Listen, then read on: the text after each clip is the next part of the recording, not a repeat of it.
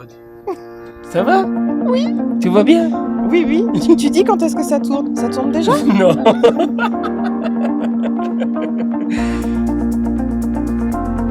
Stéphanie. Stéphanie. Oui, Maxime. On va s'éclater. 2h30 de route, Stéphanie. C'est ça? 2h34. Un message sur internet. 2h34 de route et tu vas à Inspire avec moi. Et hier matin, quand je me suis levée, j'avais encore un doute. Est-ce que c'était confirmé ou pas? J'avais même encore le doute et t'as levé le doute hier et du coup je me suis dit, allez, c'est parti de toute façon. On n'a plus le choix. Non, on s'est engagé, c'est comme ça, on y va. Oh, yo. Regarde, c'est marrant, hein, tu vas connaître ma personnalité et j'ai un nounours. Tu sais quoi? J'ai le mot qui me vient en tête, c'est nounours. Un nounours qui a débarqué dans l'Inspire. Elle s'appelle Stéphanie. C'est que du bonheur. Tu vas me raconter forcément. Bonjour à tous les amis, bienvenue dans l'Inspire. Bonjour à toi. L'idée d'Inspire, je te l'ai dit, en off, c'est de permettre de t'asseoir ici dans le canapé avec Max et de permettre de raconter ton parcours qui, des moments dans la vie, on le sait très bien, elle nous chahute. La vie, elle est loin d'être un long fleuve tranquille, comme on dit. Et l'idée d'Inspire, c'est justement de se dire, tiens, moi je suis passé par des étapes, je vais vous raconter mon parcours avec une femme qui a un gros cœur, gros comme une maison, et de me dire comment on peut faire après pour valser avec toutes ces tempêtes. Et on va décortiquer ensemble, si tu le veux bien, les astuces, les clés que tu as mis en place finalement pour être là aujourd'hui avec moi. C'est ça Et avec grand plaisir. Oh my God. Mais on a démarré par 2h30 de route et je disais, mais j'étais en vacances quand tu m'as envoyé un message et j'ai dit à ma femme, waouh, c'est la magie d'Internet, tu vois. C'est la magie de... Alors, souvent, Internet, il est en ce moment mal vu avec tout ce qui se passe, mais la magie d'Internet, c'est que tu te dis, waouh, t'arrives à faire une émission, t'es au début, et t'as une personne comme ça, de 2h30, qui te dit, moi, je vais venir. Alors, merci mille fois. Merci à toi de me recevoir et oui, pour moi, c'était mon défi d'être ici aujourd'hui. Oui, parce que alors, si je te coupe, tu sais, avec Max, c'est toujours la blague, mais tu vas me raconter tout ton parcours avec bienveillance et je vais écouter attentivement. Mais Stéphanie, c'est un vrai défi pour toi de te montrer. Oui. On sent ça, hein, qui est là. Oui. J'ai du mal à rester face au public, à me montrer. Je préfère les petits cercles T'es cette restreints. personne, c'est ce que je dis souvent dans mes thérapies, c'est que t'es la personne qui est avec tout le monde, mais en écoutant tout le monde, c'est-à-dire en se mettant en retrait. C'est pas ça ? Si, effectivement. Je suis une introvertie et si je puis dire, une zèbre. Oh, c'est-à-dire que, comme tout à chacun, j'aime bien me fondre dans la foule, mais rester quand même à part dans mon enclos. Donc, ce qui est génial, c'est que tu vois, les êtres humains sont tous différents. Parce que en général, on me voit tout partout. Tu vois, c'est moi qui va monter sur. Tout petit d'ailleurs, je montais sur le cube pour me faire voir. À l'école, j'étais plus pas à faire mes devoirs, mais à monter sur le bureau pour qu'on me regarde. Tu vois, et on est complètement à l'inverse. Mais finalement, notre cœur s'est rapproché. T'imagines ? Alors, pas intimement, je te rassure, mais notre cœur, on a la même façon de penser pour les autres. Tout à fait. Ce qui est génial. Stéphanie. Et on va avoir du mal avec ça. Tu sais quoi ? Non, je déconne. Stéphanie, on va démarrer cette émission pour les internautes qui nous regardent. Si on fait l'introspection, d'accord ? Et pour se détendre, Stéphanie, garantis-moi devant les internautes qu'on n'a rien préparé finalement. Ah non, je n'ai rien préparé. Comment Max vas-y, est-ce que juste avant de rentrer dans ton parcours, comment s'est passé parce que tu vois, les gens, quand on dit c'est pas préparé, ils pourraient se dire ouais, c'est ça, mais c'est préparé, tu vois, tu comprends ce que je veux dire. Ouais, ouais. Et moi, j'aimerais bien que tu racontes là, à l'instant T, comment t'es arrivé chez moi. Comment je viens d'arriver? Ouais. Et ben en fait, je t'ai contacté il y a à peu près 3 semaines de ça sur Facebook, puisque j'avais vu que tu avais lancé tes interviews Inspire, et ça m'a inspirée. Et donc je me suis dit, il faut que je contacte un jour Maxime. Et un jour, j'ai décidé de passer à l'action, comme ça. En un claquement de doigts, Comme c'est un venu, déclic pour ta vie, voilà, quoi. et il fallait que je le fasse. Donc je t'ai contacté sur Facebook, je t'ai envoyé un message. Ça tombait pendant ta semaine où tu étais en vacances, je ne le savais pas, mais voilà, c'était un hasard. Je t'ai demandé si mon témoignage t'intéressait pour ton interview Inspire. Tu m'as dit un grand oui, et puis on a fixé le rendez-vous. Et puis, Plus de nouvelles. plus de nouvelles. Je me suis dit, mince, il m'a oublié, Maxime. Qu'est-ce qui se passe? Finalement, il fait marche arrière.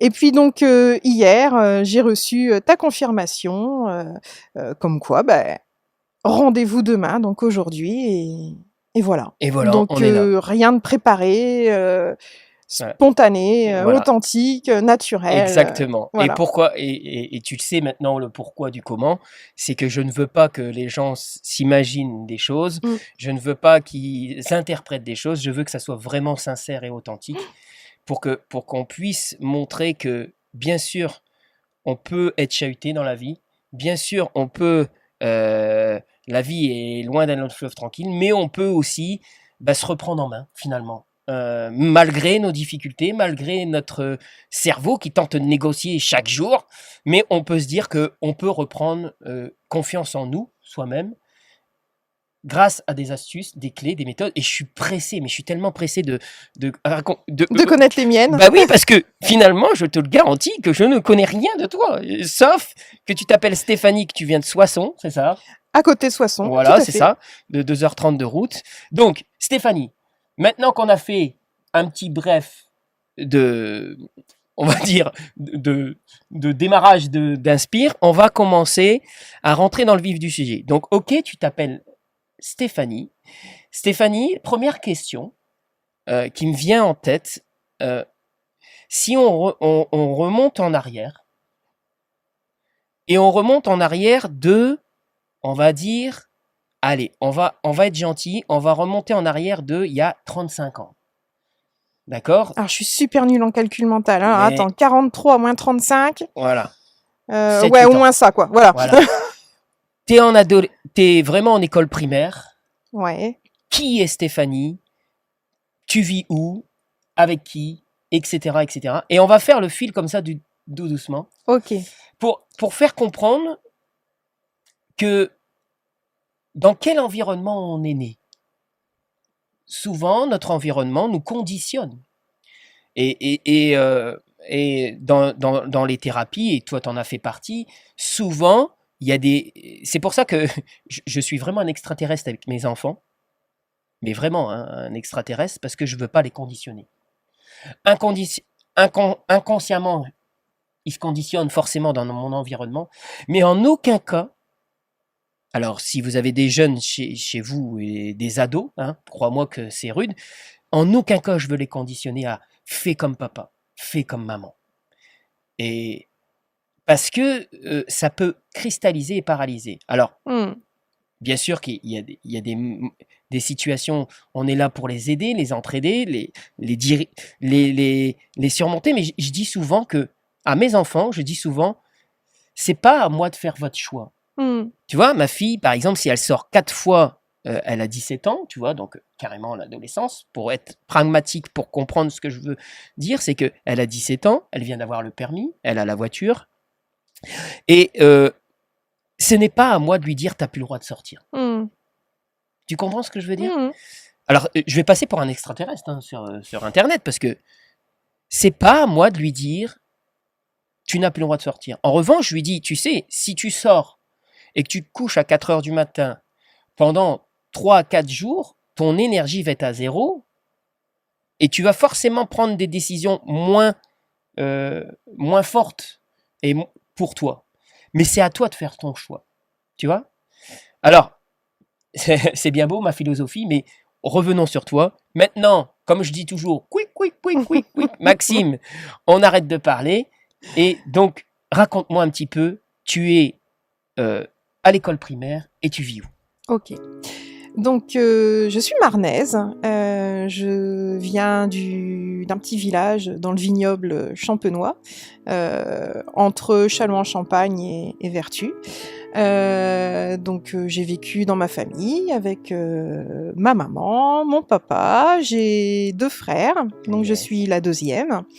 J'ai vécu une enfance tout à fait heureuse. Je n'ai manqué de rien. Mes parents m'ont éduqué, m'ont élevé comme ils ont pu, bien sûr, et très bien. Et je les en remercie. D'accord. On dit toujours, on fait ce qu'on peut, mais on ne fait pas ce qu'on veut. Hein. Voilà. C'est souvent cette phrase-là qui vient en tête. Mais papa fait quoi quand tu es adolescent, quand tu es en primaire? Papa travaille, il fait quoi comme métier? Oui. Maman? Alors mes 2 parents travaillaient, donc mon papa travaillait chez France Télécom. Oh yes. Voilà. Et ma maman était opératrice de saisie dans un complexe qui faisait de la comptabilité pour les agriculteurs. D'accord. Donc tu vis dans un univers, on va dire pas là. J'aime pas dire lambda, tu vois, parce que lambda pour moi ça veut rien dire et tout dire. Mais tu vis dans une famille riche en émotions, etc. Voilà. Une enfance tout à fait banale, heureuse, qui n'a manqué de rien. Oui. Alors par contre, j'étais une petite fille, je me suis toujours sentie à part, différente. J'étais très introvertie, j'étais très émotive, très hypersensible, très rêveuse. Alors, excuse-moi, je te coupe, mais on sent cette sensibilité qui est toujours là. Et on ne pourra jamais... Au contraire, il faut se servir d'une force, mais on le sent parce que quand tu parles, tu as cette émotion qui est là dans tes yeux, qui me donne des frissons, tu vois. Et d'ailleurs, si je pleure, c'est normal. Hein, c'est des bons frissons, mais c'est tellement magique. Donc, du coup, tu vis dans une famille mais tu disais que tu étais Je me sentais extraterrestre, vraiment différente, et j'ai toujours connu plus ou moins un peu le rejet, les moqueries, les raillements des autres, parce que j'étais différente, je fonctionnais différemment, j'avais des fois des réactions assez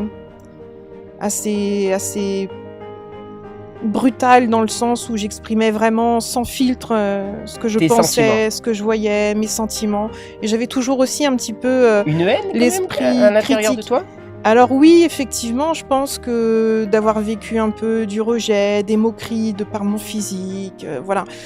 Et je pense que j'ai nourri effectivement beaucoup de colère, et puis j'ai commencé à me maltraiter un petit peu de temps en temps, ouais. Donc j'ai commencé plus ou moins à me maltraiter. C'est pour ça que je dis toujours que je m'aimais pas et je m'aime toujours pas. Oh là, voilà. Oh bah là, bienvenue, on va faire une thérapie en même temps alors du coup. Ouais. Oh yes. J'ai appris, hein, mais c'est encore là. C'est encore. Voilà, je disais encore hier avec mon mari que au montage, à la conception, il y a dû y avoir un couac.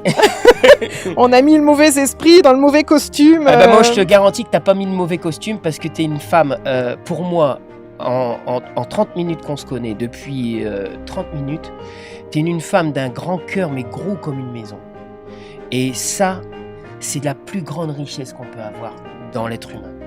De permettre de se dire que je suis différente, mais moi, je donne tout sans laisser. Et je sais ce que tu vas me dire. Tu vas dire, ouais, mais des moments, quand on donne tout, des moments... On s'oublie et ça fait mal. Et c'est ça. Alors du coup, tu vis un peu... Donc, tu vis, si on résume pour les internautes, tu vis avec papa, maman, tout se passe bien, frères et sœurs, t'es la deuxième... deuxième, oui, j'ai 2 frères. Un grand frère et un petit frère. Un grand frère et un petit frère, tout se passe bien, avec de l'amour, tout ce qui va bien, mais tu te sens rejeté de la société un petit peu. je me sens différente. Différente et société, due à ton physique, etc. Et puis à ma façon d'être, ma façon de penser, ma façon de m'exprimer, mon hypersensibilité qui déjà commençait à me jouer des tours. Et donc du coup, j'ai toujours essayé de travailler dur pour avoir la reconnaissance de mes parents, de mes professeurs, pour avoir des amis. J'ai toujours eu l'impression de faire beaucoup plus d'efforts que les autres pour me faire accepter, faire ma petite place. Donc alors, si je comprends bien, Stéphanie, tu es en train de me dire que pour te faire accepter d'être un peu à l'image de quelqu'un comme tout le monde, bah, c'est de travailler fort pour gagner, c'est ça? C'était ça? C'était ça. C'est exactement ça. C'est de se dire, voilà, je suis championne, donc du coup j'existe, c'est ça? Enfin, un peu comme ça. Tout à fait, c'est exactement ça. D'accord, ok. Et ça c'est dans ton adolescence? Très petite, ça a toujours été comme ça. Et puis, ben, mes parents ont voulu le meilleur pour moi, donc ils m'ont dit travaille bien à l'école. Cette phrase. T'auras un beau métier. Voilà. Le Saint Graal à l'époque, c'était passe des concours pour rentrer dans la fonction publique. Tu décrocheras le Saint Graal. T'auras le cliché, la maison, le mari, le labrador, l'enfant, la belle voiture. Enfin, le cliché de la société. Et donc, je suis tombée. Enfin, vraiment, dedans, pieds joints dedans le conformisme, ce qu'attendait la société de moi, ce qu'attendaient mes parents, ce qu'attendaient mes professeurs. Et tu sais que c'est super intéressant, ton témoignage déjà dès le départ, je te remercie 1000 fois, c'est que tu es en train déjà de soulever une petite brèche d'une recette. C'est-à-dire que souvent, très souvent, et encore aujourd'hui, en 2024, ça commence à changer, mais en 2024, encore aujourd'hui, on inculque à nos enfants de dire « travaille bien à l'école parce que tu auras un beau métier ». T'imagines que finalement, ce qui se passe aujourd'hui, la réalité de cette histoire, c'est qu'on a des gens, aujourd'hui des jeunes, qui sortent de bac plus 5, bac plus 10 ou ce que tu veux, qui sont perdus, ils ont le diplôme, ils ont fait l'ENA, ils ont fait ce que tu veux, et ils sont là, ils sont dans un tunnel noir parce qu'on leur a dit il faut faire les études. Et en revanche, ils n'ont pas compris qui ils étaient vraiment et qu'est-ce qui les animait à l'intérieur de leur cœur. Alors, j'ai rien contre l'éducation nationale, mais on soulève quand même un fléau qui est quand même assez récurrent quand même dans notre société d'aujourd'hui. Tu es d'accord avec moi? Le conformisme. Alors, vas-y, reprends ton histoire. Donc, du coup, les 2 pieds joints. Les 2 pieds joints, j'y vais dedans. Donc, je suis très bonne élève, tout se passe bien à l'école. Et puis, toute petite, je disais, moi, je serais policière sur une moto. J'avais la valeur de la justice. Je disais que j'attraperais les brigands pour réparer les injustices. Voilà, policière sur une moto. Et donc, ça m'a suivi toute ma scolarité. J'ai fait tout en sorte pour être policière sur une moto. Bon, à un moment donné, ça s'est pas passé exactement comme c'était prévu. C'est comme mon fils. Il y a de ça, quand il était en primaire, il me disait je veux être vétérinaire, papa. Et aujourd'hui, il me dit je veux être, si je veux être dans la moto, et c'est normal, c'est l'insouciance d'un enfant, et c'est tant mieux de découvrir plein.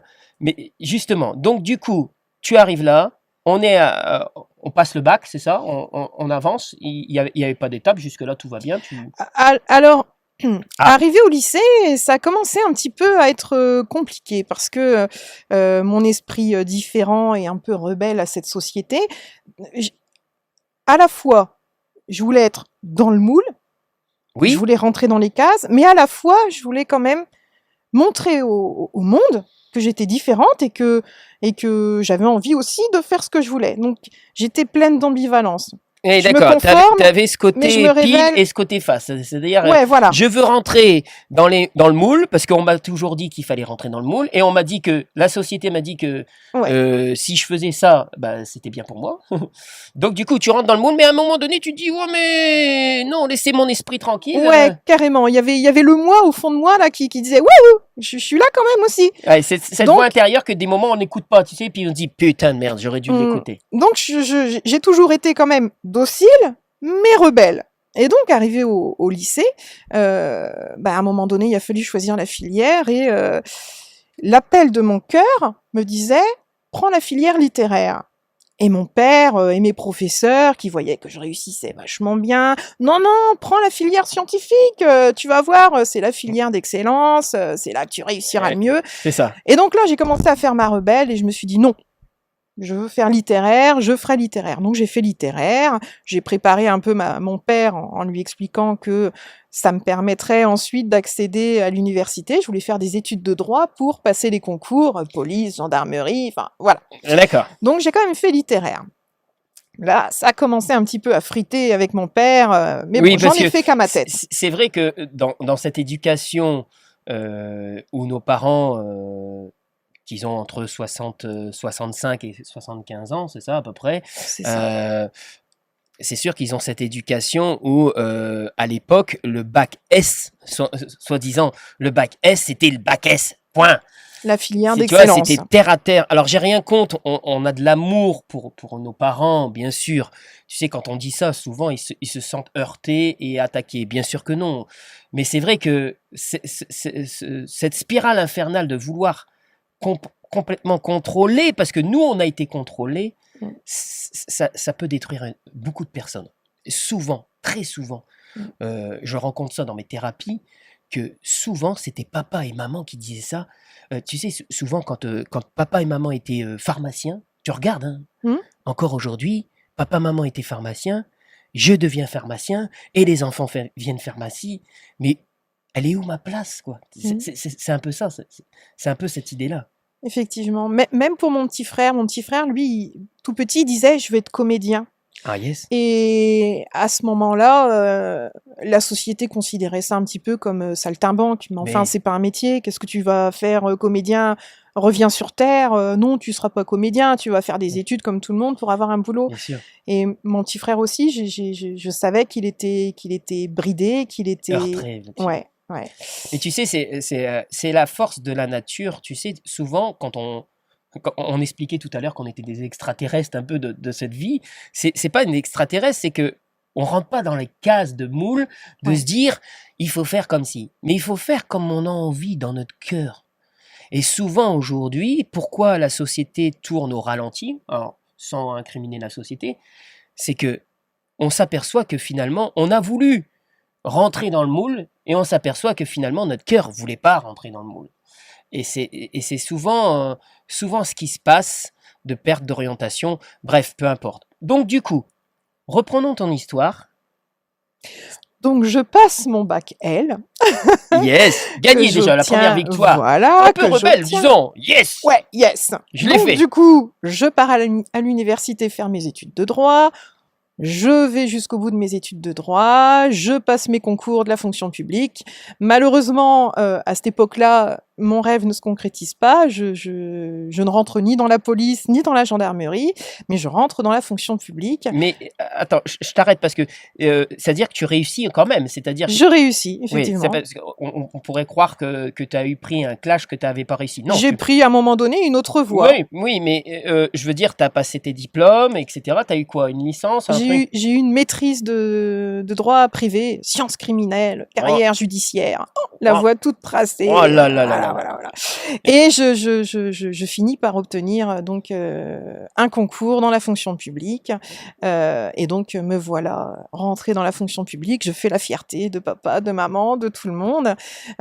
J'obtiens donc mon premier poste et ensuite j'évolue très très vite de catégorie B. Je passe catégorie A, catégorie A+. Enfin voilà, ma Et t'arrives carrière où? toute tracée. Donc, si tu peux juste pour se la péter un peu, on va dire, hein, t'étais arrivé à quel poste, du coup? J'étais cadre A+ dans la fonction publique, donc j'étais manager, j'avais une équipe De combien de à personnes? manager. J'en avais à un moment donné, j'en ai eu jusque 13, même sur 2 départements. Différents, Voilà. etc. Voilà. Donc voilà, là on y est, on est arrivé, et du coup, il y avait un mari tout de suite, il a eu la rencontre. Alors je me suis effectivement mariée. J'ai fait ma rebelle d'ailleurs pour ça. Mmh. C'était un mariage qui déplaisait à mes parents, mais j'y suis allée. En Toujours. rebelle Bam. assumée, enfin plus ou moins assumée, moitié assumée, moitié pas assumée, mais j'y suis allée quand même. Donc je me suis mariée et malheureusement j'ai connu le divorce. D'accord. Une Bon. séparation. Oui, bien Voilà. sûr. D'accord. Donc, tu deviens A+, c'est ça, on appelle ça A+, de la fonction publique. Voilà. Voilà. Et alors, le premier, jusque-là, ok, on est ok, tu vis avec papa, maman, tu fais tes études, tout va bien, tu réussis pour rentrer dans le moule, tu te maries, malheureusement, ça fonctionne pas, tu divorces, Voilà. et qu'est-ce qui se passe? Qu'est-ce qui se passe? Alors à cette époque-là, j'étais loin de ma famille, j'étais dans les Vosges, c'était mon premier poste de cadre A dans les Vosges. Et à ce moment-là, bah voilà, premier clash, première claque, je divorce. La Donc séparation. là, voilà, la séparation. Et là, je commence à prendre un tournant. Je commence à faire une réelle introspection de moi-même parce que c'est pareil. Mon cheminement dans la fonction publique a été quand même chaotique. J'ai vécu des choses pas faciles. D'accord. Et donc, on peut en citer ou pas forcément? Bref. Je vais les citer après. Ouais, oui, ouais. oui, je vais les citer. D'accord. Donc 2009, première claque, première séparation, grosse introspection. Je décide de tout plaquer. Donc je décide de divorcer, je décide de demander ma mutation, de revenir proche de ma famille, donc dans la région. Okay. Divorce, mutation, vente de l'appartement où j'étais, je change de région, je reviens par chez moi et je m'installe à Laon. Donc sur un nouveau poste, nouvelle équipe, nouvel appartement. J'ai pas d'amis, j'ai pas de connaissances, j'ai pas de famille sur place parce que ma famille est dans la Marne. Je recommence tout de zéro. Voilà. C'est souvent on se dit on recommence tout comme ça va être bien. Et là c'est le poteau rose, non? Pas du tout. Donc j'ai des bons moments, donc je me refais ma place professionnellement dans le nouvel environnement.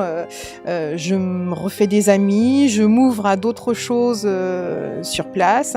Je rencontre mon mari actuel. Oh my God. Enfin voilà, j'essaye de tout reconstruire, mais je me rends compte que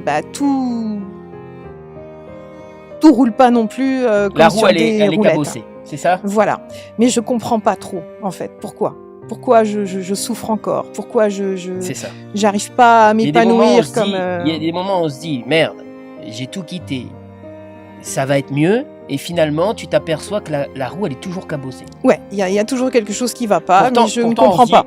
Pourtant, on se dit, bah c'est bon, j'ai retrouvé mon mari, qui est toujours aujourd'hui avec toi, t'as retrouvé un nouveau poste, tu dis, mais merde, qu'est-ce qui se passe? Qu'est-ce qui se passe, effectivement, je comprends pas. Donc, toujours dans la même optique, je réfléchis, je me pose beaucoup de questions, j'essaye beaucoup de choses, mais... Et c'est-à-dire, t'essayes beaucoup de choses, c'est-à-dire, sois un petit peu précis là-dessus.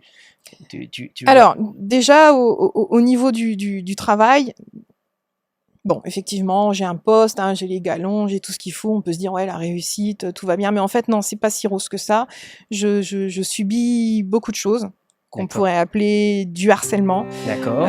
Des choses vraiment très, très, très, très difficiles que je subis de par la hiérarchie, mais également de par mon équipe, de par même les usagers. J'ai un poste assez cible ou fusible où j'ai beaucoup de pression, beaucoup de sollicitations. La cocotte minute, elle est là, quoi.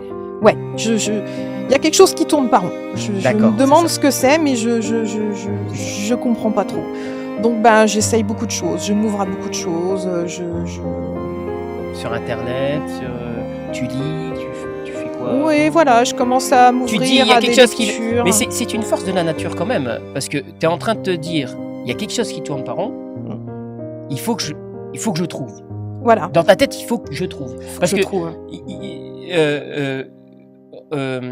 Stéphanie, tu sais que tu fais partie des 3% de ce monde, parce que de se dire, il y a quelque chose qui tourne pas rond, il faut que je trouve, c'est une force de la nature. Parce que 80% aujourd'hui des gens qui ne vont pas bien, burn-out, séparation, etc., ils disent « je vais pas bien » et tu sais ce qu'ils se disent dans leur tête? C'est comme ça, c'est pas de ma faute, c'est comme ça, j'y arrive, c'est comme ça, c'est pas autrement, c'est la vie. Alors que toi tu te dis « non, ok, j'ai ça, comment je peux... » En fait, dans ta tête, tu as cette personne qui te dit « mais oh, comment je fais? Aidez-moi. En fait, tu commences tout doucement ton cursus à te reformer sur toi-même en Voilà, disant, merde, ouais, ok, je suis à plus, comme tu l'as, fonction publique, mais tu te dis, il y a quelque chose qui tourne pas rond dans ma tête. C'est ouais. exactement, tu sais, c'est marrant parce que on est en phase complète, on s'est vu tout à l'heure et on se l'est dit, mais c'est exactement ce qui s'est passé en moi-même. C'est-à-dire que c'est une force de la nature de se dire, ok, il y a quelque chose qui va pas, mais il faut que je le trouve. Voilà. Faut que je le trouve, faut que je me fasse aider, faut que je trouve la recette, faut qu'il y a quelque chose qui change parce que je ne peux plus, je me sens étouffé, je peux plus vivre comme ça. En gros, c'est ça. C'est ça, mais ça a été une vraie chasse au trésor, hein. Donc, je me suis ouvert à la lecture. J'ai commencé en Oh fait à my God. découvrir des lectures qu'on pourrait qualifier de développement personnel. Ouais. Je me rappelle une première lecture. Aujourd'hui, je te coupe, mais aujourd'hui, c'est marrant parce que aujourd'hui, quand on dit développement personnel, bon, bah, on commence tout doucement à dire, ah, c'est bien, parce qu'il y a eu des bouquins qui ont fait des millions de vues aujourd'hui, etc., des millions de lecteurs. Mais tu sais, je rebondis, et perds pas ton fil, parce qu'on va revenir tout de suite vers toi, mais tu sais quoi, je suis dyslexique et dysorthographique. J'ai eu mon bac, etc., mais c'est vrai que, je te disais, je faisais plus le pitre que à une musée la galerie que de faire des études. En revanche, je n'ai jamais fini un bouquin de ma vie jusque 35 ans. Aujourd'hui, je suis un vrai boulimique de la lecture. Pourquoi? Parce qu'en fait, j'ai compris, alors tu vas peut-être me dire la même recette, mais j'ai compris qu'en fait, dans un livre, on pouvait avoir la recette qu'on cherchait, finalement. Alors, c'est marrant parce qu'en plus, je suis une littéraire, je l'ai dit, mais une littéraire contrariée. J'ai toujours détesté qu'on m'impose des lectures, donc je lisais pas beaucoup en fait quand j'étais à l'école, hein. C'est ça toute la contradiction, c'est une littéraire, mais qui n'aime pas lire, mais qui aime les livres. Trop bizarre. Ouais. Et donc, un livre qui a été déclencheur pendant cette fameuse période où je suis arrivée à Lens, où je me cherchais, j'essayais de comprendre. C'est un livre sur Pansouillard, le hamster qui tourne dans sa roue. Et ça a été très révélateur, ce livre. Et j'ai compris, en fait, que je me faisais beaucoup de mal, en fait, à ruminer des choses, à toujours me sentir blessée, mon hypersensibilité qui m'amène toujours à réagir avec beaucoup d'émotion à toutes les épreuves de la vie. Donc voilà, je suis sur le chemin, je m'ouvre à la lecture, je m'ouvre à beaucoup de choses. J'ai un travail aussi dans la fonction publique qui m'amène à prendre la parole, à organiser des réunions pour les usagers avec mon équipe. Je m'ouvre. Difficile pour l'introverti que je suis, mais je m'ouvre. Beaucoup d'expériences, très riches, j'apprends, je progresse, mais voilà, il y a toujours quelque chose qui va pas. Il y a toujours une épine. Ouais.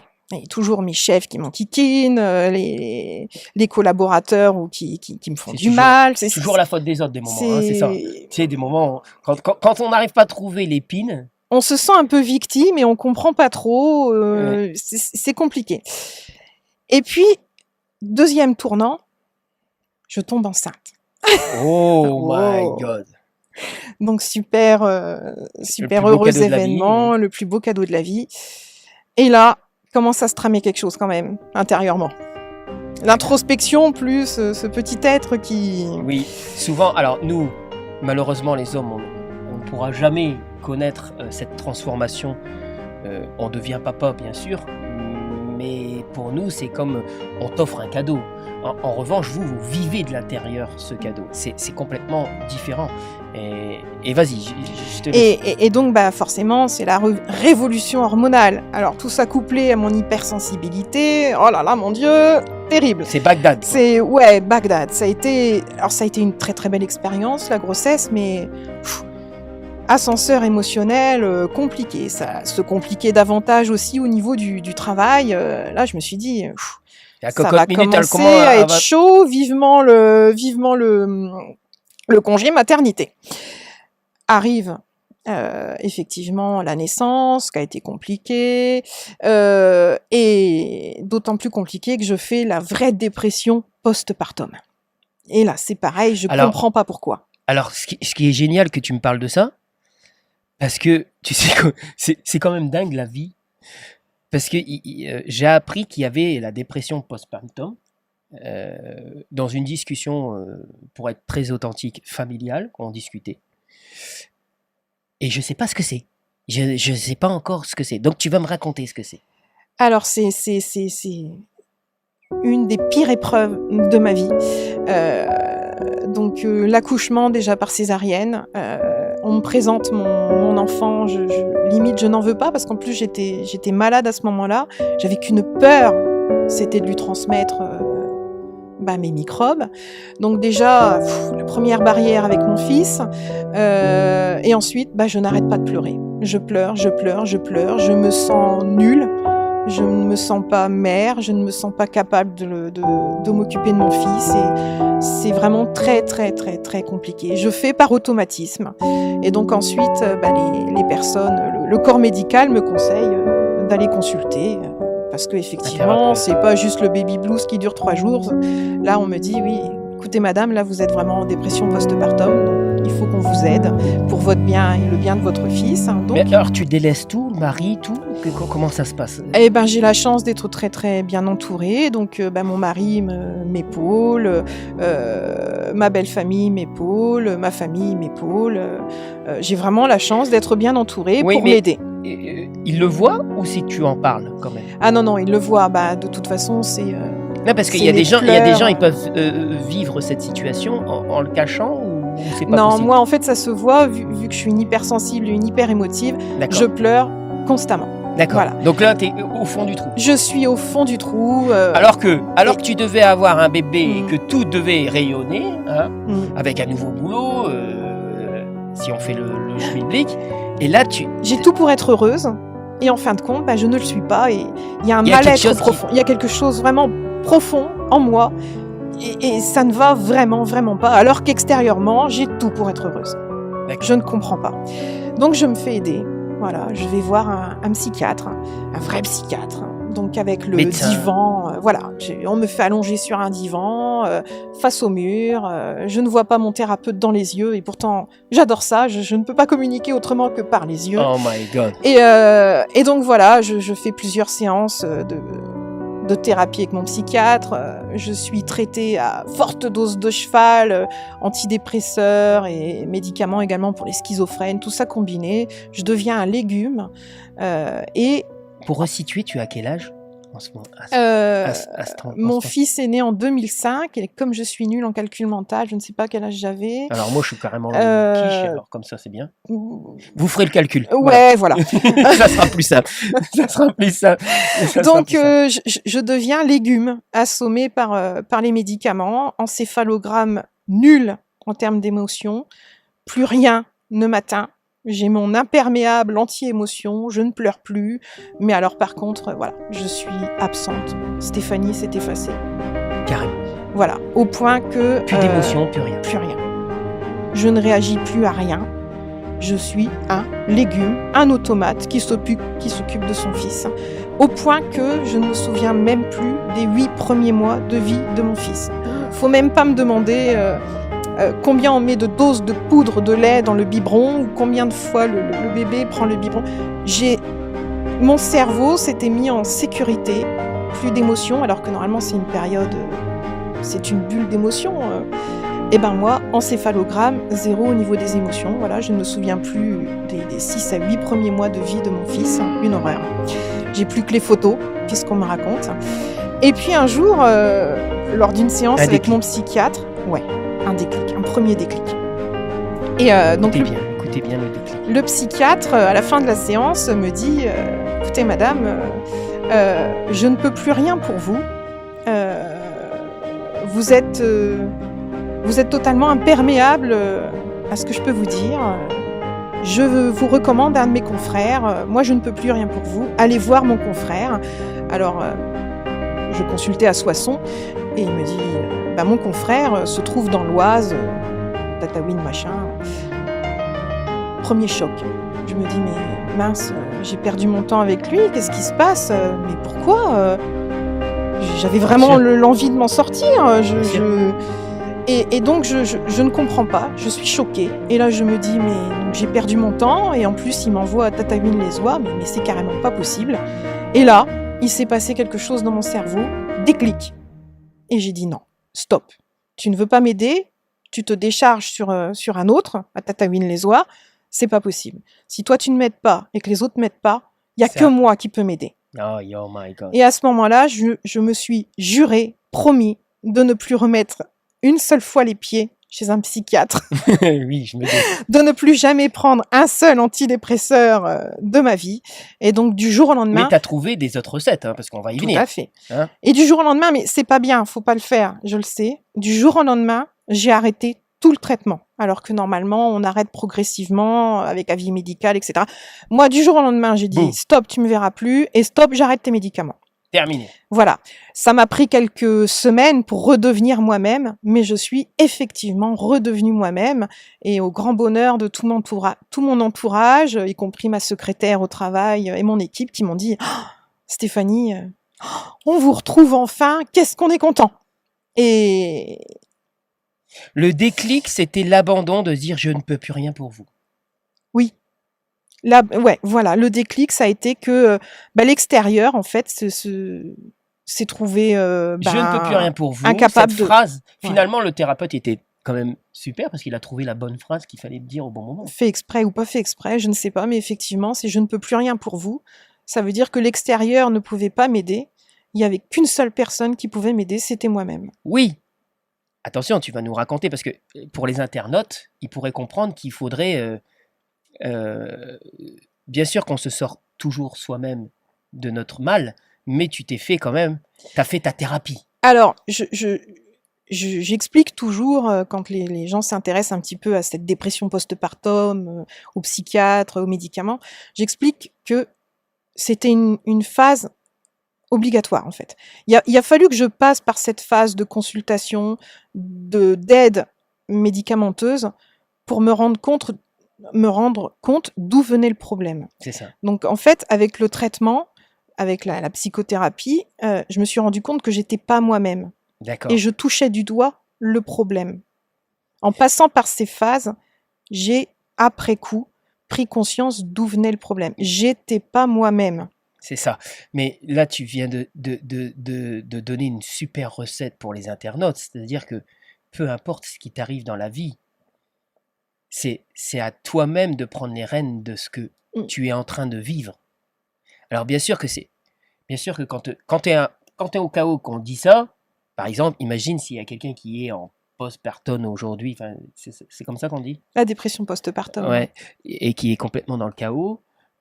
Qu'on lui dit c'est à toi de changer ta vie, si on t'aurait dit ça, t'aurais dit oui, c'est bien beau, mais bon. J'étais pas armée à l'époque. Exactement. J'étais pas armée parce que je ne comprenais pas. Comprenais pas. Et donc en fait, voilà, on ne peut plus rien pour moi. Donc il y a plus que moi, seule dans le bateau à ramer.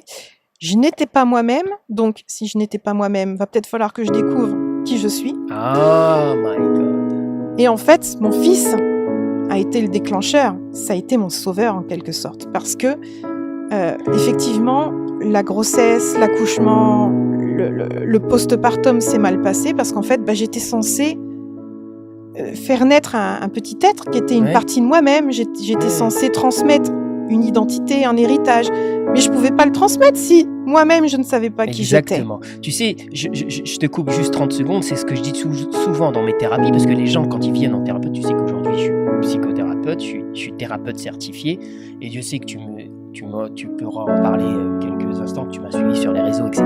C'est d'ailleurs pour ça qu'on se rencontre aujourd'hui. Je dis souvent que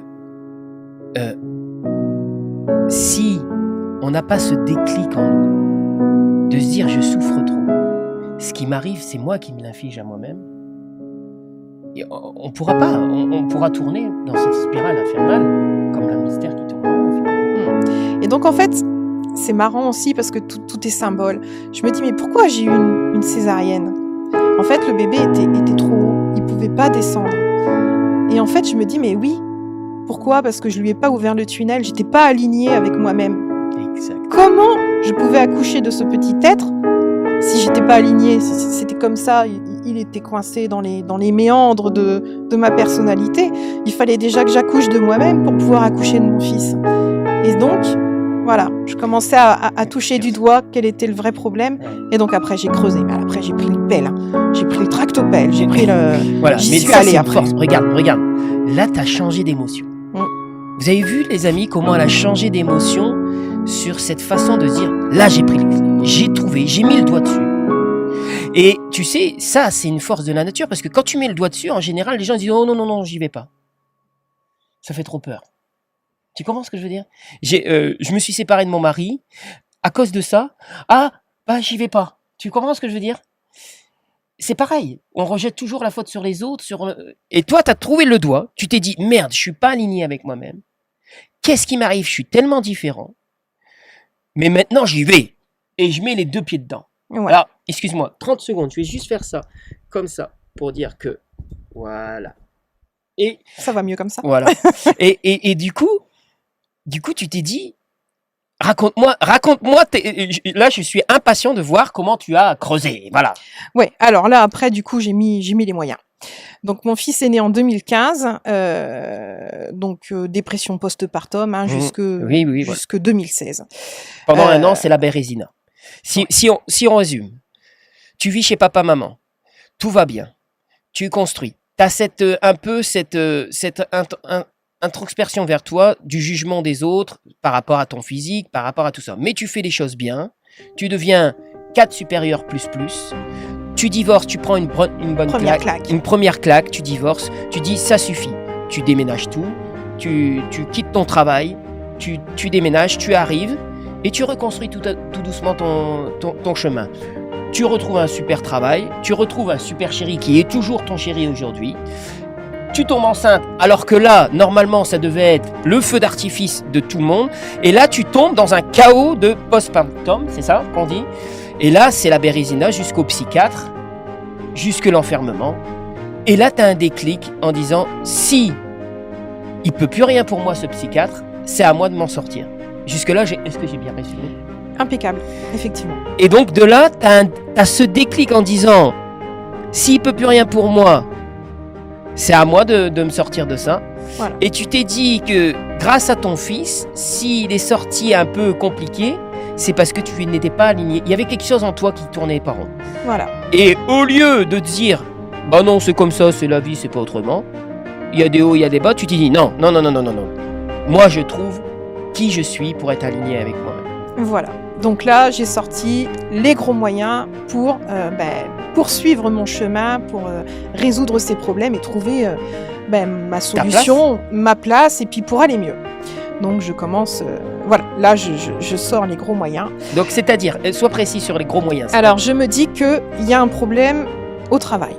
Je me dis, il y a quelque chose qui cloche. Tu t'es pas déploie... Si, mais je suis un peu de nature caméléon. Donc en fait, tout ce qui m'arrive dans la vie, j'en fais un défi et je me donne toujours à fond et je m'adapte toujours à tout. Et le vrai caméléon, je trouve plaisir à tout en fait. Donc même si c'est compliqué, j'y arrive, j'excelle, je suis contente. En plus, je rends service, je le fais bien. J'ai quand même aussi de la reconnaissance. Tout n'est pas noir. Mais non. Je sais pas, je souffre quand même toujours intérieurement, je sens que je me fais violence. Tu prends un département par un département. Donc là, on est dans le travail, tu dis, je me fais violence. Et ça va pas, faut résoudre le truc. Donc je commence à me dire, mais Stéphanie, qu'est-ce que t'aimes dans la vie? Qu'est-ce qui pourrait te faire encore plus plaisir que ce que t'as et qui pourrait t'apporter ce changement Cette phrase que tu viens de dire, qu'est-ce que t'aimes, c'est toi qui te la cherchais toi-même ou c'était dans les bouquins? Parce que elle est venue comme ça du Saint-Esprit? Un petit peu, tout ce que parce que je suis curieuse de nature, donc comme je te disais, je me suis ouvert à la lecture, je me suis inspirée des personnes qui pouvaient m'entourer, je cherche, je suis en quête toujours perpétuelle, et oui, effectivement, je trouvais des choses à droite à gauche. Tu vois, j'insiste là-dessus parce que justement, j'ai fait exprès de te poser cette question pour dire, je cherche, tu vois, encore une fois, tu as cette capacité de te dire, il faut que je cherche. Parce que, crois-moi qu'il y a 80% des gens qui ne cherchent pas, qui se disent « je suis pas bien, terminé ». Et ça s'arrête là. Et des mois, des années. Il y a des gens, ils souffrent de papa parce que papa a trompé maman il y a 40 ans. papa est décédé, maman est décédée, et ils disent toujours papa a trompé maman. Tu vois le truc, tu vois, et ils vivront toujours dans cette spirale infernale. Toi non, tu prends le bateau. Oui. Tu montes dans ton bateau seul au départ, mais finalement c'est pas seul puisque tu te documentes, tu lis, tu cherches tes propres recettes. Alors dis-moi. Tout à fait. Donc là, je m'interroge sur qu'est-ce que j'aime, quelles sont mes vraies passions, quels sont mes dons, qu'est-ce qui me fait vibrer. Et donc, je tâtonne. Je me dis, oh là là, moi j'aime les chats, moi j'aime la créativité. Tiens, qu'est-ce que je pourrais... Et puis je me dis, tiens, pourquoi j'ouvrirais pas un bar à chats ? Tu vois, je me dis, j'aimerais bien avoir un lieu cosy. On remet la situation. Imaginez-vous les amis. Je suis fonctionnaire. Elle est fonctionnaire. À plus, c'est ça, hein ? Je sais pas ce que ça... Avec un salaire confortable. Voilà. Et elle s'est dit, je vais ouvrir un bar à chats. Non mais, nous on en rigole. Et c'est une force de la nature. J'en rigole aussi. Mais... on est pris pour un extraterrestre à ce moment-là. Ah mais on me dit, mais Stéphanie, mais redescends sur Terre, tu rêves, mais n'importe quoi. Qu'est-ce que t'as encore été chercher comme idée farfelue ? Tu peux pas te contenter de ce que t'as un poste en or, t'as une vie en or, tout va bien, redescends sur Terre, n'importe quoi. Bon. Mais moi je suis rebelle, hein. Depuis le début, je te le dis, hein, moi j'ai un esprit rebelle, j'assume. Donc je commence à me renseigner, je glane tout un tas de choses. Ça me passionne. Et quelque part, voilà, je me reconstruis un projet. Et pendant que je travaille sur ce projet, que je glane à droite, à gauche, certes, peut-être que je rêve, mais au moins pendant ce temps-là, je souffre plus. Exactement. Je souffre moins, du moins. Je te fais une parenthèse qui est hyper important pour les gens, parce que moi, en thérapie, en psychothérapie, je le dis dans mes séances, quand j'accompagne, je dis renouer avec une passion. Vous avez forcément quelque chose qui vous anime, qui va vous permettre de vous sentir une bonne bouffée d'oxygène. Donc, tu l'as trouvé. Et donc, voilà, je commence à préparer le truc, et puis je me dis, bon, si j'ouvre mon bar à chat, il me faut l'autorisation, il faut que je passe un stage à la chambre des métiers pour pouvoir ouvrir le truc, enfin bon, bref. Et donc je m'inscris au stage, et puis à ce moment-là, on me demande si je veux m'inscrire seule ou avec mon conjoint pour monter l'entreprise. Bon, j'en parle à mon conjoint, donc Régis, mon mari, et donc il me dit ah ouais pourquoi pas, parce que lui donc à l'époque est mécanicien automobile, et il se dit que pourquoi pas lui aussi un jour il aura peut-être une opportunité, et il se dit pourquoi pas. On y va tous les deux, on fait notre stage de 4 jours, on obtient notre petite attestation et tout va bien. Je continue à préparer mon projet, et quelques mois après, Régis vient me voir un soir dans le canapé, et il me dit écoute, on peut avoir l'opportunité de racheter le garage dans lequel on travaille, enfin dans lequel je travaille, qu'il travaille. Super. Oh, ah bon ? Chiche. Bim. Bim, c'est parti. Allez, boum, bim. Voilà, sur un coup de tête. Donc tu quittes ton travail ? Non. Alors, je le quitte pas parce que oui, bien sûr, je l'aménage. Je demande un temps partiel pour création d'entreprise. Donc avec mon mari, donc on prépare tout, le business plan, le plan financier, on prépare le timing pour reprendre le garage au 1er janvier 2018. On sent quand même, tu vois, cette formation d'études, d'être carré, de préparer, parce que on prépare tout, tu vois. On prépare tout, voilà. Donc je demande... Parce que moi, je prépare rien, tu vois. Alors, il y a une part de spontanéité, mais il y a une part aussi de... Attention, il n'y a pas que de l'aventure, il faut faire les choses de manière réfléchie, parce qu'il faut vivre, on a une famille à faire vivre. Mais tu sais, c'est pareil pour moi. Aujourd'hui, les gens, ils pensent que je suis spontané. Sur les réseaux, je peux être spontané, tout ça. Est-ce que tu crois que c'est spontané ici ? Non, mais c'est réfléchi. Il y a eu des choses quand même derrière. Il y a du travail, il y a du boulot. Voilà. Donc, je demande un temps partiel pour création d'entreprise. Et puis donc, voilà. Début du garage avec mon mari. Tout se passe bien. C'est dur. On va pas se le mentir. Hein, la vie d'un entrepreneur, c'est jamais la vie rêvée qu'on croyait. Hein. Tout n'est pas rose. C'est beaucoup de responsabilités, mais on sait pourquoi on se lève le matin et on commence à se dire waouh, j'ai une liberté, j'ai de la créativité, j'ai du challenge, j'ai du défi. C'est top. Tu te sens vivre. Ah ouais, je me sens vivante. Je me sens vivante. Bam. Je me sens vivante. Je me sens vivante jusqu'à un certain moment. Ah, regarde, ça revient encore là. Oh my God. Oh my God. Ça va aller, ma chérie. Je me sens vivante jusqu'à septembre 2018. Jusque septembre 2018. Qu'est-ce qui s'est passé? Tu en parles là, c'est vraiment encore en toi d'une force terrible. Ouais. Alors, Donc en prends ta septembre... prends ta respiration. Tiens, Ça regarde, va aller. Attention, on est en live, les amis. Mais on va... Vivante, je me sens vivante et heureuse jusque septembre 2018 où on annonce à mon mari après une batterie d'examen qu'il a un cancer de stade 4. Oh, voilà. la Donc vache. là on se dit waouh, qu'est-ce qui se passe? Elle est où la caméra? La terre s'effondre. On se dit que c'est un cauchemar. On va se réveiller, que c'est pas possible. Donc stade 4. Alors pour les internautes, bon, je suppose que tout lambda c'est ce que c'est que le stade 4, hein, c'est-à-dire que et après il y a un stade 5 et c'est fini, c'est ça? Alors le stade 4 en fait c'est par rapport à la taille de la tumeur. D'accord. Donc là en l'occurrence il avait une tumeur qui n'était pas opérable en l'état. Donc déjà pour espérer lui enlever cette tumeur et le sauver, il fallait passer par le stade des rayons et de la chimiothérapie. D'accord. Mais pour résumer, parce qu'on sent quand même que ça affecte et c'est normal et c'est la vie, elle nous chahute.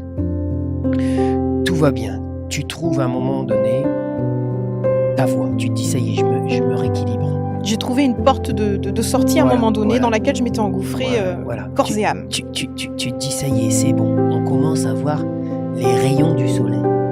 Hein, c'est ça. Souvent je dis ça dans mes thérapies, c'est que tu es dans un tunnel et tu commences à voir les rayons. Tu sais, tu dis ah. Et là tu te prends une claque, stade 4, cancer, ton mari. Et là je me dis que je peux tout perdre. En un claquement de doigts, je peux tout perdre. Un déclic. Ah bah là... c'est pour ça que tu vois, les gens ils comprennent pas tout ça, mais j'espère que, tu vois, dans Inspire, tu vois, j'en parle, ça me donne des frissons parce que pour moi ça a du sens d'inspirer les gens et je te remercie 1000 fois et on l'a vu, hein, c'est d'inspirer les gens, de se dire que du jour au lendemain la vie peut s'arrêter. Voilà. Donc je me dis que il n'y a plus qu'une seule solution, c'est se battre. Parce que du jour au lendemain, je peux tout perdre. Je peux perdre mon mari, je peux perdre le garage. Mon fils Quentin a 3 ans à l'époque. Je me dis là, Stéphanie, tu as intérêt à relever les manches. Et donc j'ai beaucoup pleuré pendant cette période-là. Mais c'est normal. On a remis notre vie entre les mains des médecins. On a eu la chance d'être très très bien entourés. Le chirurgien qui l'a opéré, puisque les rayons et la première chimio ont marché, il est devenu opérable, il s'est fait opérer en 2019. Le chirurgien a fait des miracles, et pourtant il a passé 7 heures sur la table d'opération, ça s'est pas passé comme prévu. Ça se passe jamais comme prévu. Mais voilà, il s'en est sorti. L'année 2019 a été une année terrible, où j'ai dû réintégrer à 100% mon boulot. Parce que forcément, lui, en 2019, il a été absent. L'année de l'opération, des opérations, l'année des traitements. Il a eu des chimios même après les opérations. Donc, il a fallu que je tienne tout à bout de bras. Le garage, mon boulot que je venais de réintégrer à 100% Bien sûr, pour manger. Hein. Il a fallu que je sois forte, que je ne montre pas trop mes émotions parce qu'on sait que le mental... c'est principal pour s'en sortir. Mais quelle est ta recette, du coup, pour tenir de ça? Comment tu prends un bon coup de souffle? Tu vas marcher, tu te documentes, tu te dis... parce que quand tu vis comme ça, est-ce que tu te dis, je suis dans le bateau, tant pis, ça viendra, il y aura des jours meilleurs? Est-ce que tu te dis, on n'a pas le choix? Ou est-ce que tu te dis, tiens, je vais prendre une marche, je vais faire une marche? Alors, à vrai dire, je me suis pas vraiment trop posé de questions. Déjà, je pleurais beaucoup. Je me levais très tôt le matin et je pleurais. J'évacuais jusqu'à ce que la maison se réveille. Où là, tout va bien. Allez, on est fort, on y va. Donc, je me suis pas posé de questions. J'ai pris les armes, j'ai relevé les manches et on y va. J'ai tout assumé parce que je voyais pas d'autre issue possible que de s'en sortir. Donc, Je dis toujours, c'est quand on est au fond du trou, Mm. au fond du... Tu sais, souvent, la vie, quand on est en haut, c'est plus difficile d'y rester que quand on est en bas. Il y a forcément un moment donné, on peut que on remonter. peut que remonter. On peut que remonter. Et donc, voilà. On a passé cette année 2019 terrible. Par contre, moi, je me suis oubliée. Moi, j'ai vécu pour mon mari, pour mon fils. Il avait aussi un autre grand-fils d'une précédente union. Voilà, on s'est dit, on a 2 enfants sur Faut assumer le tout. carreau. Il faut... Là, Voilà, on sent y va. ton histoire de la battante qui disait je m'en fous, je me sens pas bien à l'adolescence, mais j'y vais quand même. Et ben là, c'était il y a Ouais, pas de choix. vas-y, fonce. De toute façon, il n'y a pas le choix. Là, on sent le cadre qui dit yeah, on y va. Et on s'en sort. On s'en sort très bien. Il s'en sort très bien. Ça a été compliqué, mais on s'en sort très bien. Alors après, le cancer, faut le vivre. Il y a celui qui le vit dans sa chair, et il y a celui qui est à côté. Et lui, il le vit autrement, mais il le vit dans son cœur et dans son âme. Et en fait, les 3 sont importants. En fait, avec mon mari, Et voilà, il y avait on son sent corps, il y avait mon esprit, il y avait nos cœurs, et on a allié en fait tout ça pour s'en sortir. On en a fait une force et on est sorti bien gagnant. plus fort. Voilà. Donc l'année 2019 se termine sur une bonne note. On a vaincu ce C'est putain de cancer. Et arrive 2020. Et on sait tout ce qui se passe en 2020. Tout s'arrête. Donc là, on s'est dit, on a vaincu le mal de l'intérieur. Et là, qu'est-ce qui se passe en 2020 ? Ce putain de Covid arrive et lui, il est à l'extérieur. Et là, on se dit, mais c'est pas possible. C'est pas possible. L'attaque peut venir et de l'intérieur et de l'extérieur. Et là, deuxième déclic. Là, je me dis, la seule solution pour s'en sortir face aux attaques extérieures, c'est d'avoir des fondations bien solides pour pouvoir être bien planté, bien ancré et ne pas se laisser abattre avec la tempête en fait. Et donc, la Steph, la gladiatrice qu'elle est, elle en remet encore une couche. C'est-à-dire ? Donc là, elle commence à réfléchir sérieusement sur ce fameux problème du travail. Je suis fonctionnaire, que j'ai toujours pas résolu puisque j'ai réintégré à 100%. Oui. Je continue d'aider mon mari, mais je continue d'aider mon mari sur mes congés, sur mes week-ends, sur mes soirées, sur mes nuits. Et au bout d'un moment, je me dis, mais je ne peux pas vivre 2 vies en une seule. C'est pas possible. Mon travail, ça va plus. J'ai toujours pas résolu ce souci de, il y a quelque chose qui cloche, mais que je sais pas, voilà. J'ai goûté à l'entrepreneuriat, j'ai goûté aux défis personnels, professionnels. Et là où je m'éclate, je me rends compte que c'est avec mon mari. C'est au garage. Et la fonction publique, c'est ça. Elle m'étouffe. Elle m'étouffe parce que je suis quelqu'un en fait qui résonne et qui agit avec le cœur. Et dans la fonction publique, je l'ai compris grâce à mon introspection, grâce à mes recherches, grâce à l'analyse. Oui, bien sûr. J'ai creusé. Je me suis rendu compte en fait que la fonction publique ne me convenait pas parce que elle me bridait. Parce que moi, je suis quelqu'un qui agit donc avec l'émotion. Et dans la fonction publique, c'est impossible de s'exprimer avec l'émotion. Quand on parle devant les usagers, quand on parle... Bien sûr, voilà. Je comprends.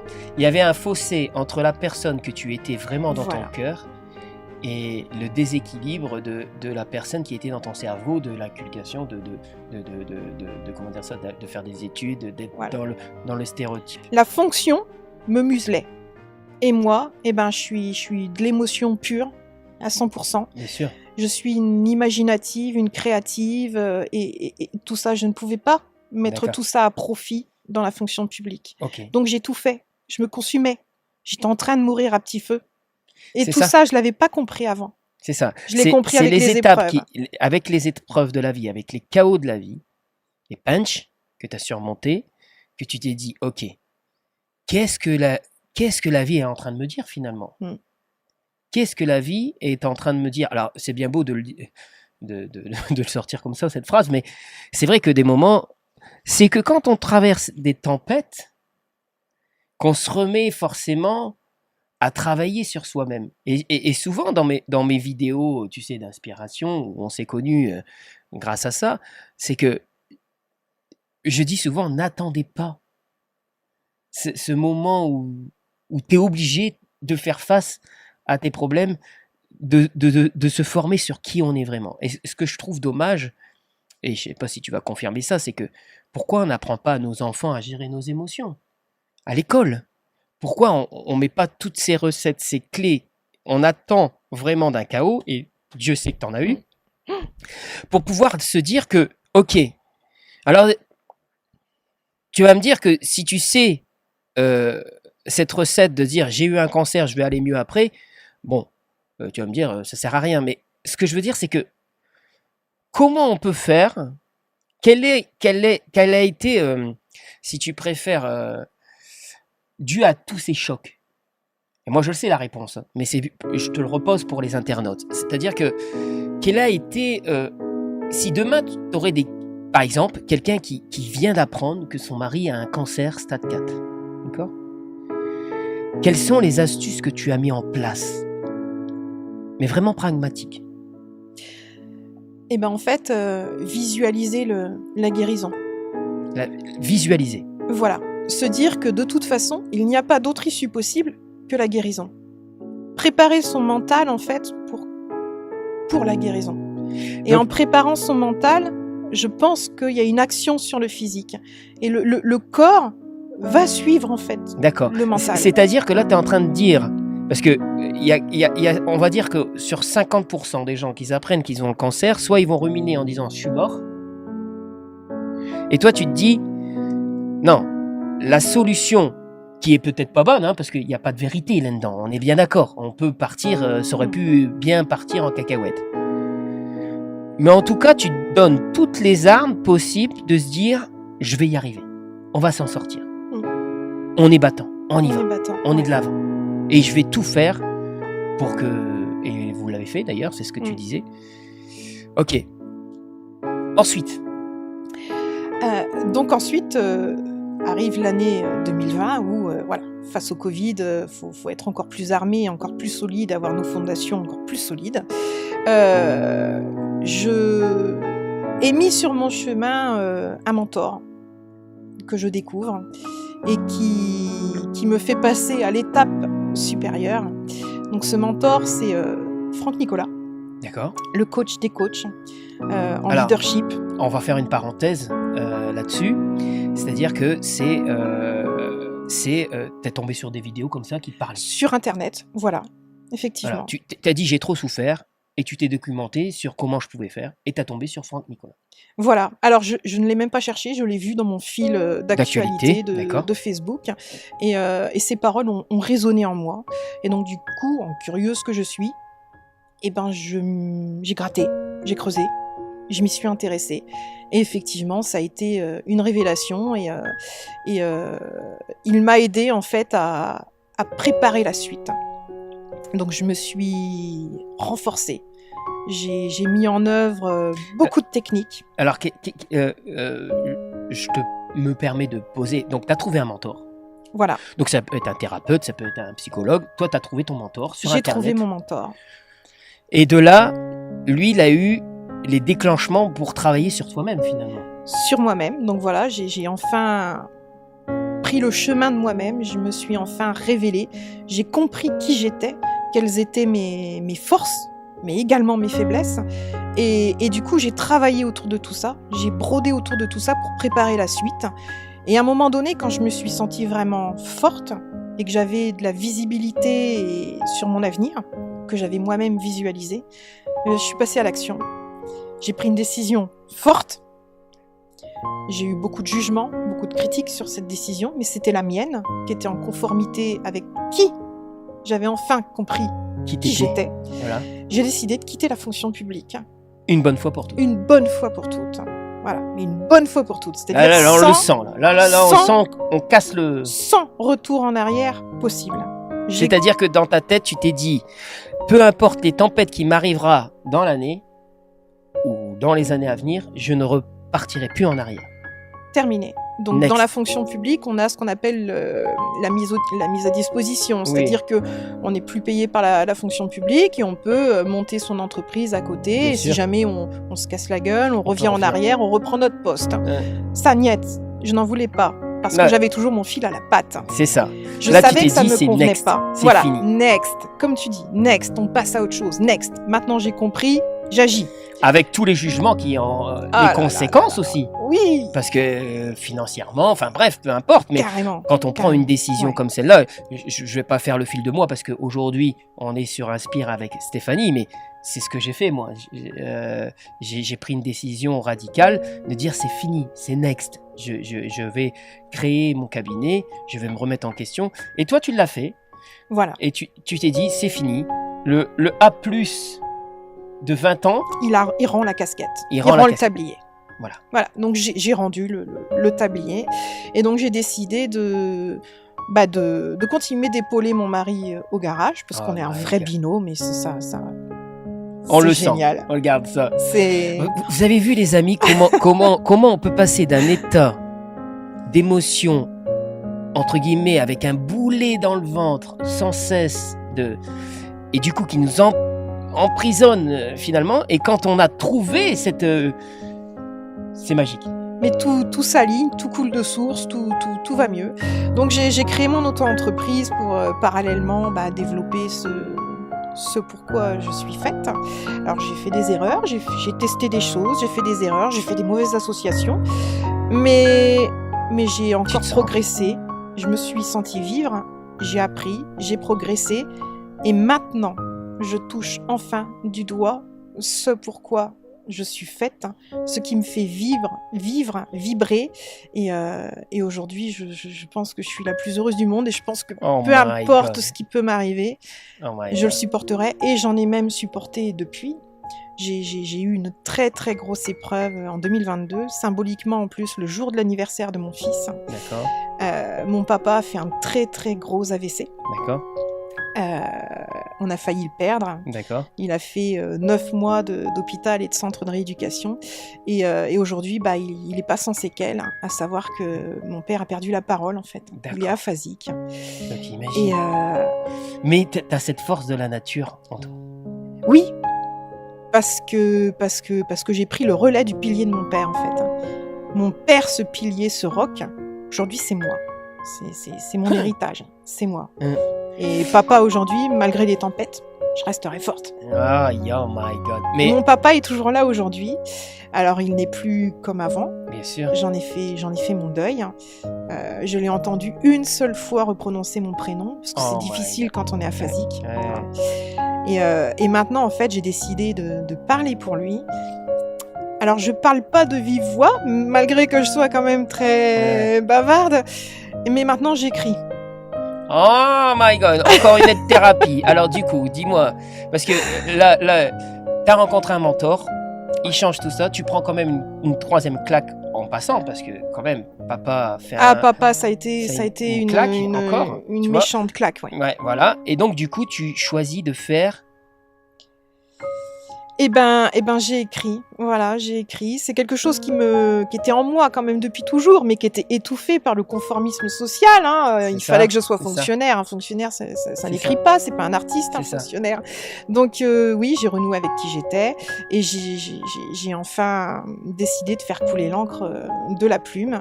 Et donc, j'ai écrit mon premier roman, qui a Oh été my pour God, moi félicitations, bravo. Merci. Qui a Oh, été pour oh moi my God. une thérapie, parce que donc ce roman c'est une autofiction. Donc en fait c'est des éléments de ma vie D'accord. qui retracent mon changement de vie, Oh, excellent. ma transformation, Oh my God. et qui permettent en fait en fait j'explique simplement mes petites techniques, mes astuces à moi Excellent. pour faire face à toutes les épreuves de la vie. Oh my Aussi God. méchante qu'elle puisse être, dans toute épreuve, je pense il peut y avoir des issues favorables. Oh my God. Et en fait, le bonheur, il est à portée de ma plume, en fait. Oh my God, bravo. Félicitations. Attends. Donc, tu as écrit un bouquin. Waouh. Voilà. Il est où, le bouquin? Il est là. Oh my God. D'ailleurs, c'est l'exemplaire que je t'ai dédicacé parce que je te l'offre aujourd'hui. Oh my God. Oh Donc, my il God. s'appelle Travel to Triomphe. Oh yes. En quête d'identité. Donc, il est super symbolique. En quête d'identité, je révèle qui je suis par la force des épreuves de la vie. En quête, je joue sur le mot enquête. Il a fallu que je cherche, que je creuse. Et enquête parce que j'étais en quête. Je cherchais quelque chose. Oh my God. Félicitations. Voilà. Et je joue sur le Travel to Triomphe. Donc, c'est le voyage pour triompher. Eh ben, tu vois, ça va faire Oh my God, mais c'est tout. Et donc, c'est le voyage introspectif, en fait. Parce que tout commence par l'introspection pour savoir qui on est, pour se révéler enfin. C'est ça, c'est tout. Oh, regarde la patte Alors de ça, chat. Alors ça, c'est mon petit nom d'artiste, en fait, Garoféline, qui veut dire, en fait, faites attention aux filles qui aiment les chats. Oh my God. Donc c'est moi qui le fais et c'est également une de mes techniques c'est un de mes exutoires, c'est créer. Donc je crée en écrivant, je crée en... T'as trouvé ta voix. Ouais. T'as remis du sens à ta vie. Et quand je suis dans ma bulle, en fait, parce que l'introverti a besoin de sa bulle, en fait, j'exerce mes passions. Donc, j'écris mes émotions, je fabrique mes petites choses symboliques. Exactement. Oh my God. Et voilà. Et donc, c'est mon bébé. Alors, je vais me permettre de lire. Pour Maxime, un grand merci pour cette interview. Inspire, fait double sens pour moi. Inspire pour soi, respirer la vie. Inspire pour les autres. Insuffle la vie.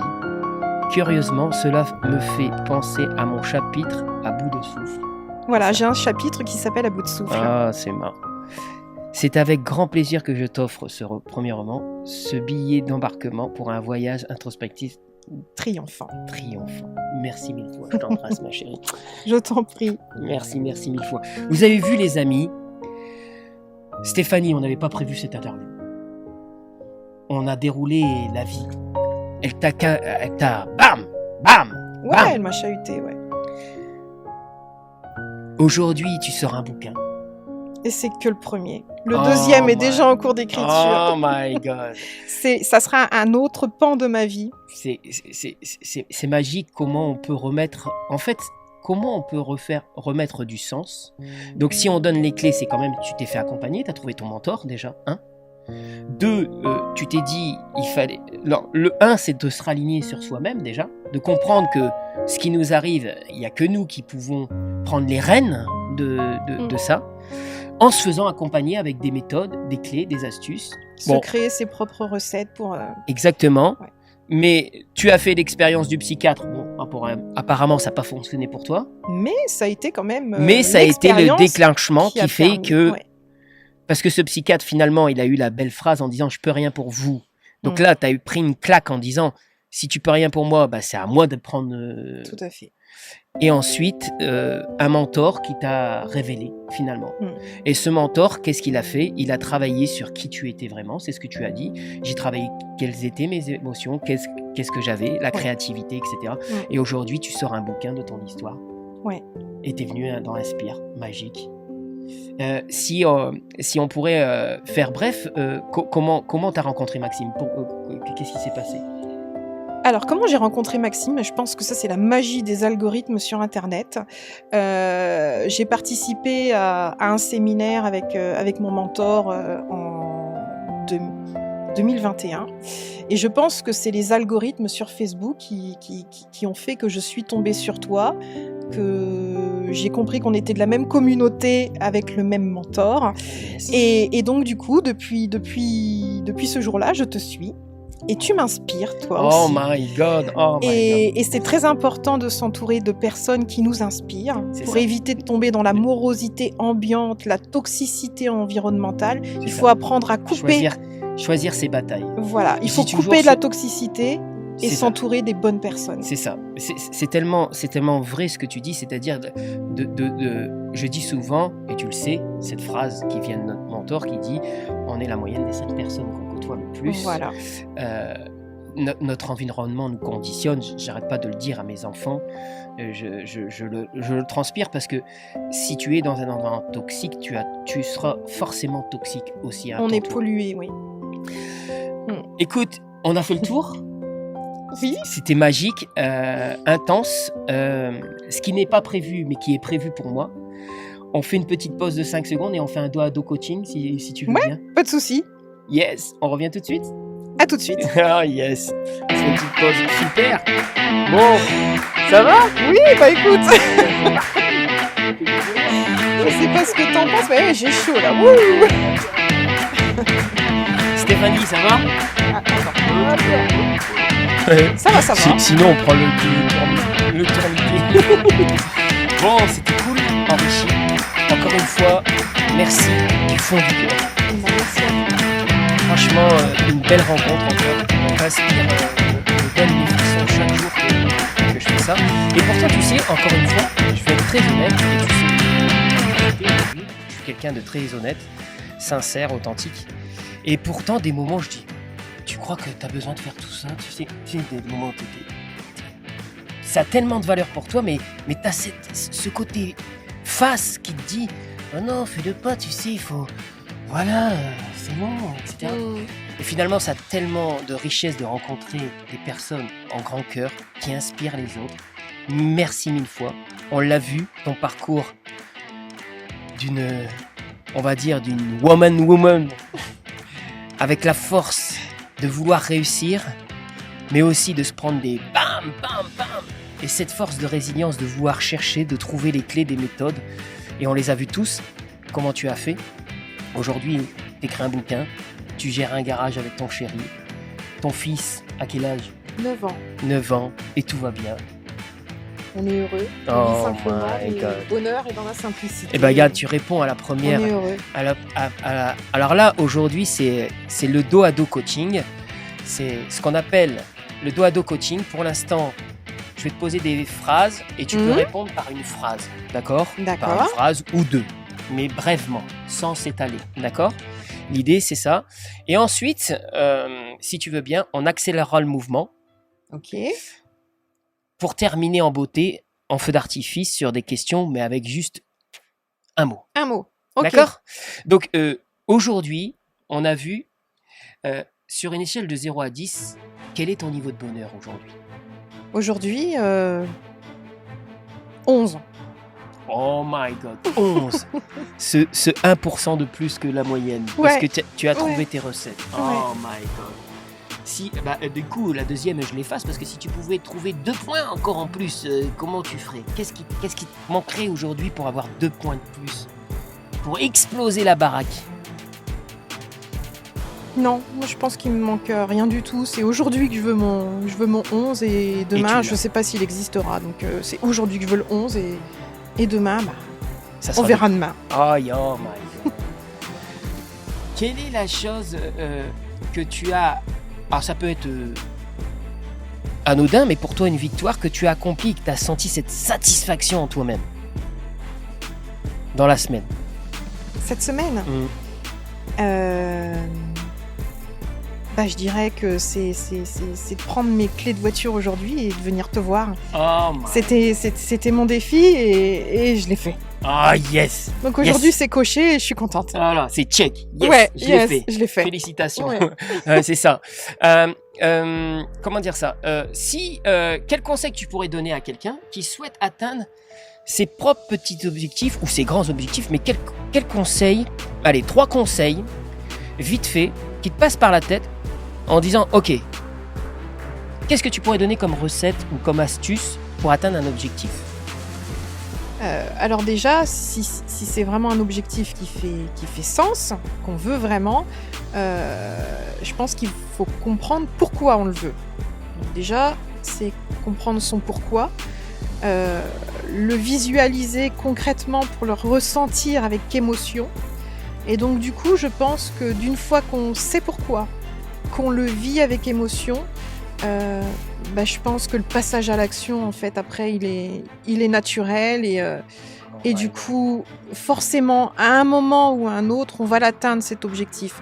Après, je pense que oui, il y aura certainement des épreuves, des obstacles sur le chemin, mais quand Si ça a du sens, Voilà. si tu perds pas le sens et tu sais pourquoi tu fais les choses, tu vas pas Voilà. abandonner. C'est Voilà. ça, c'est ça. Hein. Et le vivre. Et le vivre, le visualiser, c'est ça, de se dire, ça y est, j'y suis déjà. Tu Ouais. sais, c'est comme comme un exercice que je fais dans mes thérapies, c'est de se dire, si tu veux être président, imagine que tu es président demain. Quel est le comportement tu aurais? C'est ça, c'est de visualiser qui je suis. Le ressentir au plus profond de soi. Oh my God.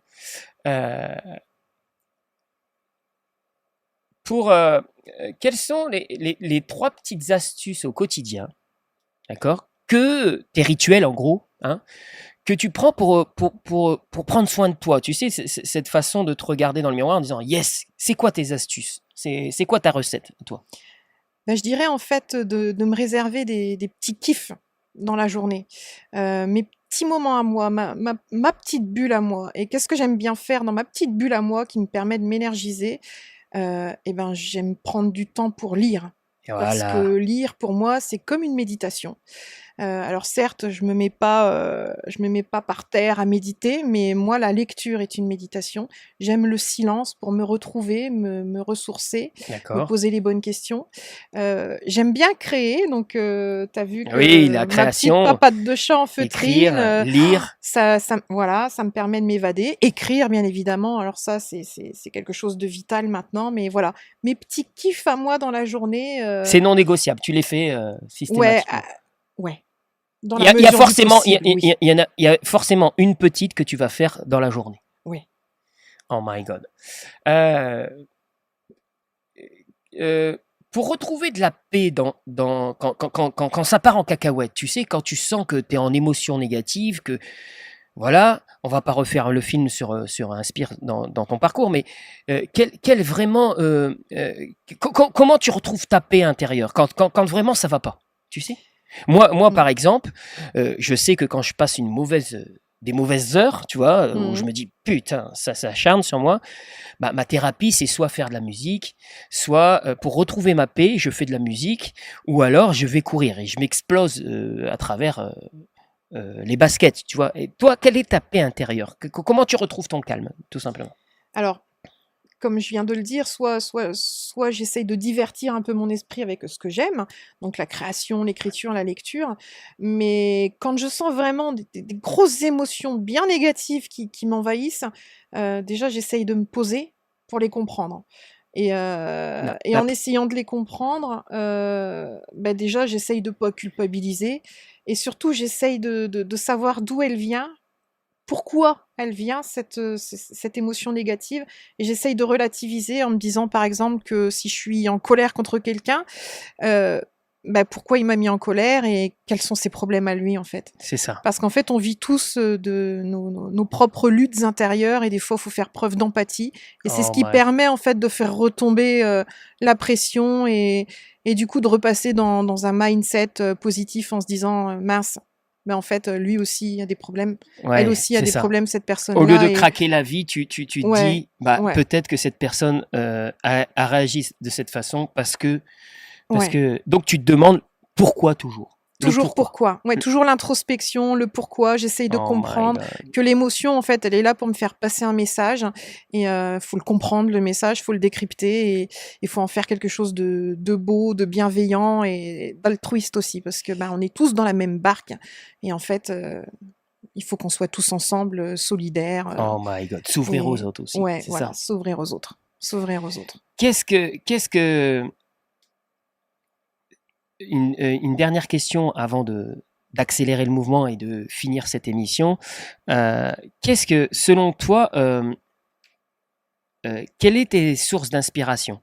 C'est-à-dire que, tu sais, on dit souvent cette phrase seul, on va plus vite, et ensemble, on va plus loin. Mais c'est quoi tes sources d'inspiration au quotidien? Est-ce que tu documentes, YouTube, quelles sont tes recettes? Alors moi, je suis une grande curieuse de tout. Mon plus grand malheur, c'est que j'aimerais tout faire, tous les métiers, tout apprendre, mais je peux pas. Alors, je me focalise sur mon intuition du moment. Oh my God, voilà, l'intuition. À un moment donné, je vais glaner une info sur tel sujet, et hop, je vais passer plusieurs heures à me documenter sur ce sujet. Ça va me faire plaisir, ça va être l'évasion du moment. Ou alors, je cerne les sujets qui me font plus plaisir que d'autres, et je vais aller me documenter précisément sur cela, ou alors je vais C'est passer du toujours- temps avec mes chats. C'est ça, c'est la recherche permanente de l'apprentissage ouais. et de la progression, même que ça soit la progression de juste, par exemple, faire un gâteau au chocolat, Oui, oui, oui, mieux oui. d'avant, mais c'est ça, c'est toujours cette quête de... La quête perpétuelle de tout, de rien, de tout. Et des fois, l'illumination, l'émerveillement vient d'un rien. Oui, c'est ça, exactement. Écoute, Stéphanie, c'était génial, non?